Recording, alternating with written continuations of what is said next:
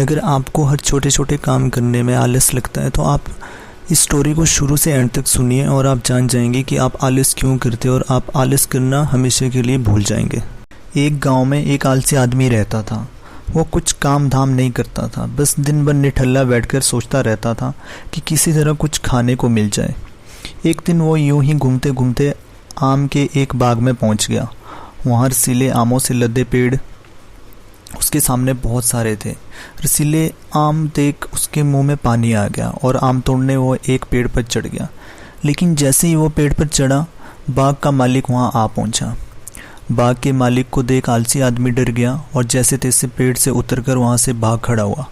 भागते भागते वो गांव में बाहर स्थित जंगल में जा पहुंचा। वो बुरी तरह से थक गया था, इसलिए पेड़ के नीचे बैठकर कुछ सोचने लगा।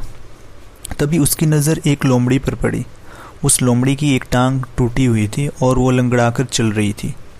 लोमड़ी को देख आलसी आदमी सोचने लगा कि ऐसी हालत में भी इस जंगली जानवरों से भरे जंगल में ये लोमड़ी बच कैसे गई, इसका अब तक शिकार कैसे नहीं हुआ।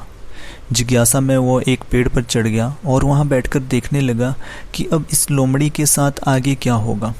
कुछ ही पल बीते थे कि पूरा जंगल शेर की भयंकर दहाड़ से गूंज उठा, जिसे सुनकर सारे जानवर डरकर भागने लगे। लेकिन लोमड़ी अपनी टूटी टांग के साथ भाग नहीं सकती थी, वो वहीं खड़ी रही। शेर लोमड़ी के पास आने लगा। आलसी आदमी ने सोचा कि अब शेर लोमड़ी को खाकर यहाँ से चला जाएगा, लेकिन आगे जो हुआ वह कुछ अजीब था। शेर लोमड़ी के पास पहुंचकर खड़ा हो गया। उसके मुंह में मांस का एक टुकड़ा था, जिसे उसने लोमड़ी के सामने गिरा दिया। लोमड़ी इत्मीनान से मांस के टुकड़े को खाने लगी। थोड़ी देर बाद शेर वहाँ से चला गया। यह घटना देख आलसी आदमी सोचने लगा कि भगवान सच में बहुत ही दयालु है। उसने धरती के समस्त प्राणियों के लिए, चाहे वो जानवर हो या इंसान, खाने पीने का प्रबंध कर रखा है। वो अपने घर लौट आया। घर आकर वो 2-3 दिन तक बिस्तर पर लेटकर प्रतीक्षा करने लगा कि जैसे भगवान ने शेर के द्वारा लोमड़ी के लिए भोजन भिजवाया था, वैसे ही उसके लिए भी कोई ना कोई खाने पीने का सामान ले आएगा। लेकिन ऐसा कुछ नहीं हुआ। भूख से उसकी हालत खराब होने लगी। आखिरकार उसे घर से बाहर निकलना ही पड़ा। घर के बाहर उसे एक पेड़ के नीचे बैठे हुए बाबा दिखाई पड़े। वो उनके पास गया और जंगल का सारा वृतांत सुनाते हुए वो बोला, बाबा जी, भगवान मेरे साथ ऐसा क्यों कर रहे हैं? उनके पास जानवरों के लिए भोजन का प्रबंध है, लेकिन इंसानों के लिए नहीं। बाबा जी ने उत्तर दिया, बेटा ऐसी बात नहीं है।